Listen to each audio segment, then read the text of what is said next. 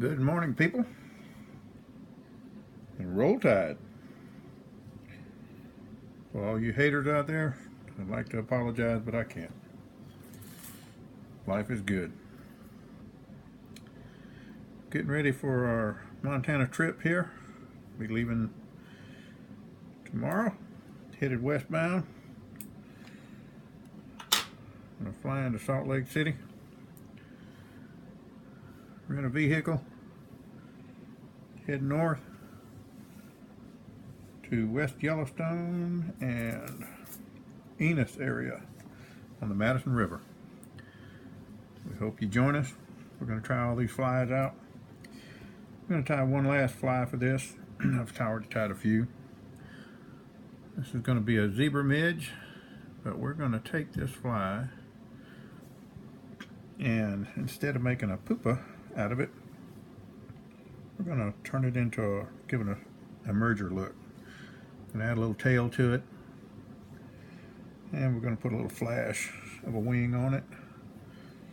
Our materials today is a number 22 curved shanked hook, small wire, thin wire. We're going to use some Mayfly tail fibers. We're going to use some black 70D thread, and if I can find it, I know I put it in here. I'm going to use some mid-size, small-size tinsel and add the wing flash to it. For some reason I don't see my tinsel. I had it the other day. Looks like I'm going to have to cut some more. Not a big deal. We'll dig some out of our bag. Cut another piece. We'll be good to go. And one of the reasons why we just, it's good to kind of experiment around, try some different things, see what works. And it's a medium, I don't want a medium. Sometimes water's got a little stain to it. It's good to have a little flash added, catch the fish's attention. There we go. Take it to my bag. And that worked, so all my materials crammed into a Ziploc bag. Able to get a bunch of stuff, but we're going to use small size stencil. Trip off a little bit of it. Cut it loose. I'm going to use black thread, and we're going to use gold small wire. So we'll get started here. Get all our materials together. Should have done this first, but it's getting late. And I've been packing, getting ready for the trip. The long haul from where I'm at work.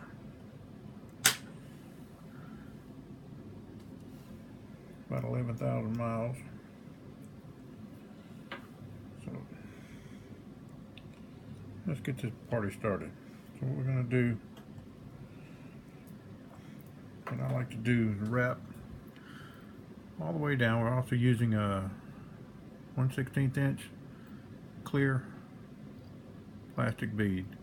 So I like to take and wrap all the way down into the bend of the hook, way down in the bend. When your thread gets a little flat, take and give your bobbin a little spin. Get down into the bend of that hook.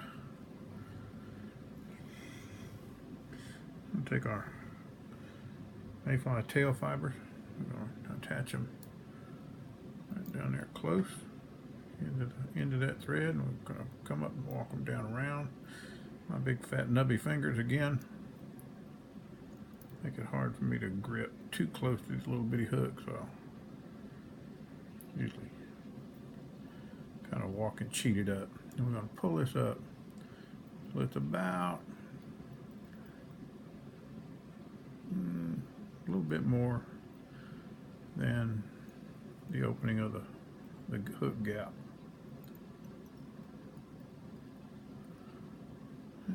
wrap up. And this one, you don't want to get it like this too much. If it starts to walk around on you, and these Mayfly fibers are bad about that, just pull them back over to the top. And go ahead and snip this off. Wrap this all the way up.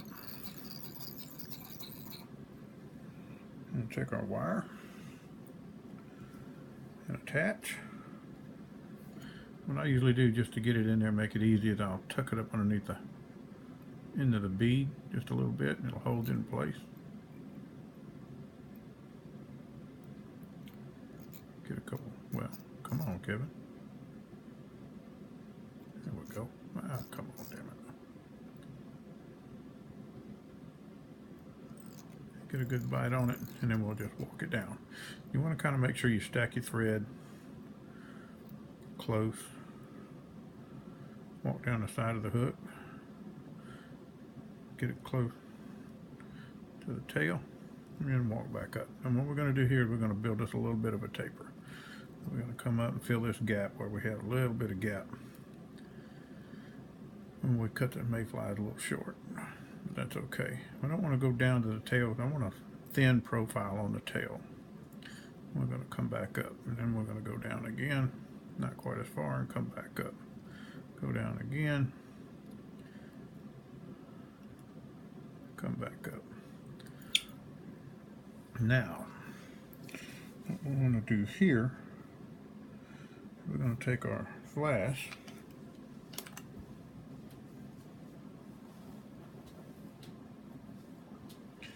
I knew I had a piece, fell on the chair, and we're going to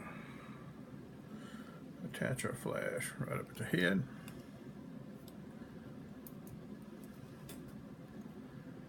And get one little soft wrap, make sure you're trying to get it on top. You're going to come back on this just a little bit. And then we'll kind of fold it forward. And we're going to wrap our rib. Give about a 1/16 inch gap on your rib. Try not to wrap your flash like that. Get it good and tight. Try to keep it as uniform as you can, but it doesn't have to be perfect. Fish aren't going to measure it.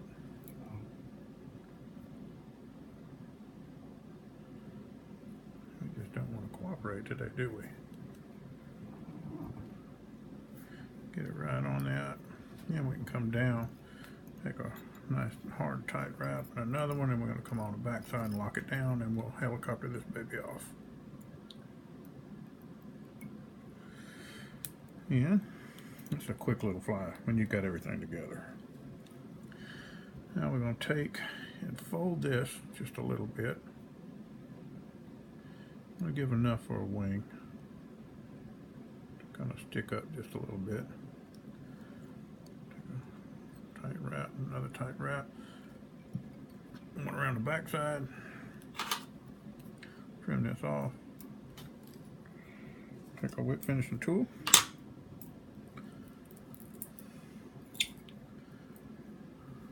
And 1, 2, 3, 4. And we'll do that one more time. Really don't have to on this fly if you're going to do something, and I'll show you in a minute. Normally what you would do on these zebra midges is you'd put a little bit of epoxy or a little zap gap or some kind of glue to give it a little bit of a casing. But now you have an emerger and a zebra midge, a little bit of tail, nice little bit of weight on the end of your fly, kind of make your flies ride down when you're running your rig. Simple fly, quick to make, easy to make, very effective. We're going to try these babies out.